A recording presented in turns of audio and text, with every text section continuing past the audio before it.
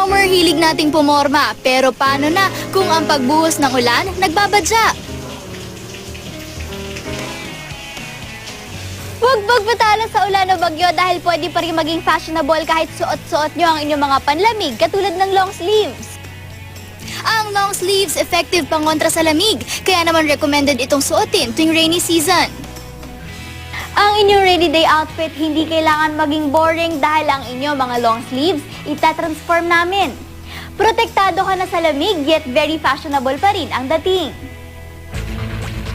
Para sa stylish makeover na ito, tutulungan tayo ng designer at instructor na si Kuya Mark de la Peña.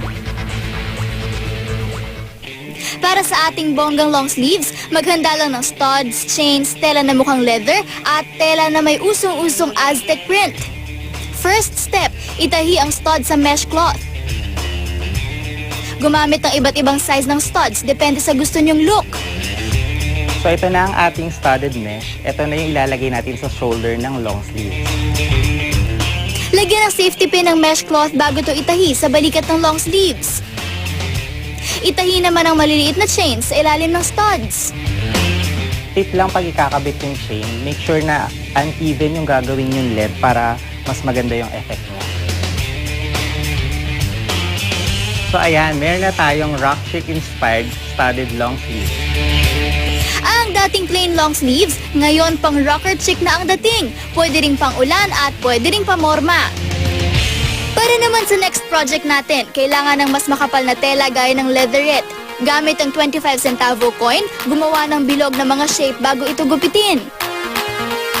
Ayan, so pag nakapaggupit na tayo ng bilog, kakabit naman natin siya ngayon sa isang base para magmukha siyang fish cake. Ang mga nagupit na bilog, isa-isang itahi sa mga piraso ng tela. So naikabit na natin lahat ng bilog, ito na yung ilalagay natin sa shoulder ng long. Tahiin din ang fish scale sa dalawang balikat ng long sleeves. This is our fish scale shoulder long sleeve. Kahit bumabagyo, very cutting edge pa rin ang dating nyo kapag suot ang fish scale shoulder long sleeves na ito.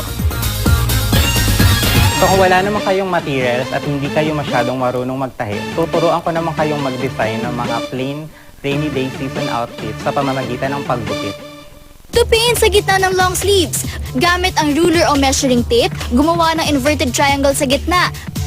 Markahan at gupitin ng damit na may allowance na 2 inches. Batakin ng konti para lumabas ang mga butas. Gawin din ang steps na ito sa dalawang manggas.